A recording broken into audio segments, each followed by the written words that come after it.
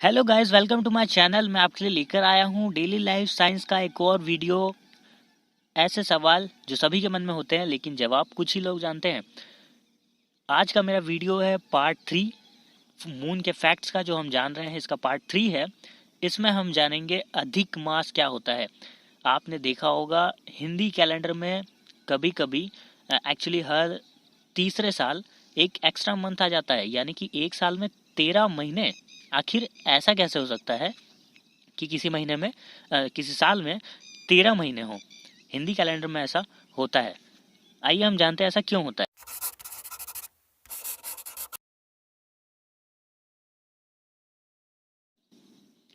ये होता है चांद के पृथ्वी के परिक्रमा के कारण। हमने पहले वीडियो में देखा था चांद को पृथ्वी की परिक्रमा लगाने में 29.5 डेज लगते हैं, मगर महीना तो 30 दिन का होता है। बस इसी बचे हुए दिन से ये एक्स्ट्रा मंथ आता है।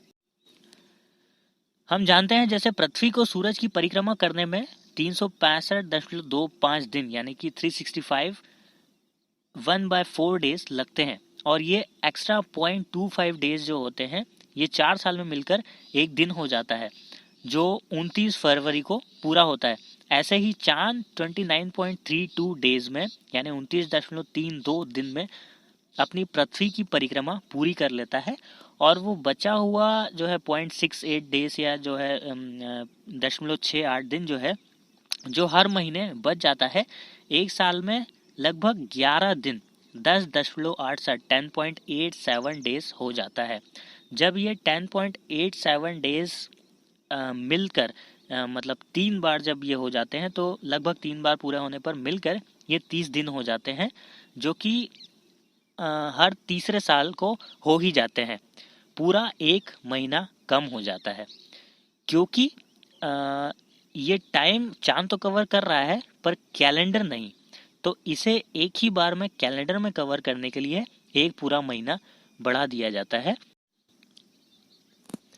इसे ऐसे समझे कि चांद से परिक्रमा करने में लगे 354.32 डेज यानी कि 354.32 दिन, जो सूर्य के वर्ष से 10.87 डेज कम है।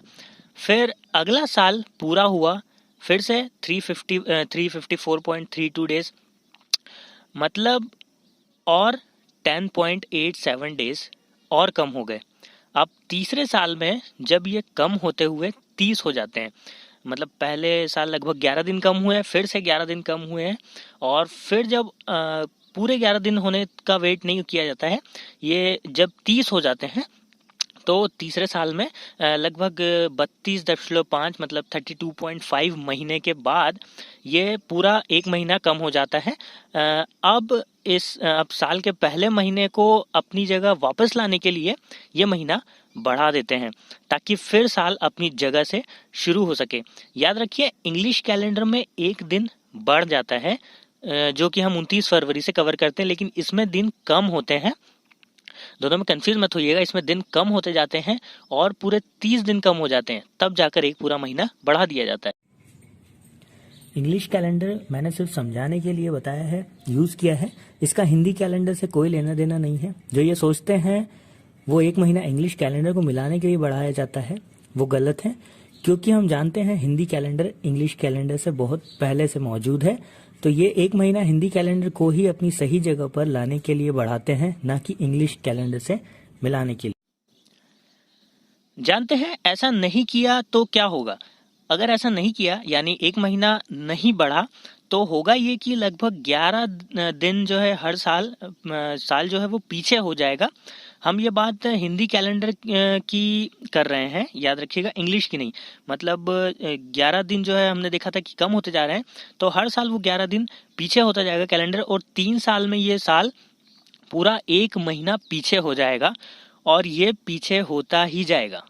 लगभग 36 साल में ये वापस अपनी जगह पर फिर शुरू होगा। तो ये साल पीछे ना हो, इसलिए एक महीने को हर तीसरे साल जब 30 दिन पीछे हो जाता है, बढ़ाकर फिर साल को ठीक कर दिया जाता है। आप समझ रहे होंगे, मैंने बताया कि एक साल में 354 दिन ही होते हैं चांद के कैलेंडर में, हिंदी कैलेंडर में। तो वो जो 11 दिन है वो कम हो जाएंगे, साल पीछे हो जाएगा, और वो पीछे होता ही जाएगा, वापस से वो अपनी जगह पे 36 साल बाद ही। तो अब आप लोग समझ गए होंगे कि हम जो देखते हैं त्यौहार आगे पीछे होते रहते हैं वह कैसे होता है। जैसे होली कभी मार्च के एंड में आती है, कभी शुरुआत में। दीपावली कभी नवंबर में आती है और कभी अक्टूबर में। ये सब इसी दिन कम होने की वजह से होता है।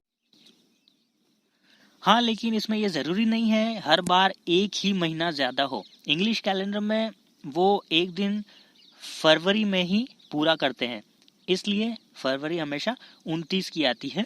मगर यहाँ ऐसा नहीं है, जैसा मैंने बताया 10.87 डेज जो जुड़ते जाते हैं, ये जब भी 30 हो जाते हैं, मतलब ज़रूर नहीं है ये कभी भी हो, 10.87 ये जुड़ते जाएंगे, और जब भी ये 30 हो जाते हैं तब महीना एक पूरा महीना ज़्यादा कर दिया जाता है। ये हर बार अलग हो सकते हैं। इसमें एक और मज़ेदार बात यह है, ये एक्स्ट्रा महीना एक महीने के बीच में आता है। मैं समझाता हूँ कैसे। हम जानते हैं हिंदी कैलेंडर पूर्णिमा के अगले दिन से शुरू होता है और अगली पूर्णिमा पर खत्म। मगर जब अधिक मास आता है, यानी कि जो एक्स्ट्रा वाला मंथ है ये आता है, तो महीने के पहले 15 दिन यानी अमावस्या के बाद अगले दिन ये अधिक मास शुरू होता है और अमावस्या पर खत्म होता है। और इसके बाद वो जो महीना आधा रह गया था वो पूरा होता है। मतलब दो अमावस्या है और दो पूर्णिमा है। मतलब पूर्णिमा के अगले दिन से शुरू हुआ है, फिर अमावस्या आई, उसके अगले दिन से अधिक मास शुरू हुआ, और ये जाकर अमावस्या पे ख़त्म हुआ। एंड देन फिर से जो बचा हुआ महीना था वो कंप्लीट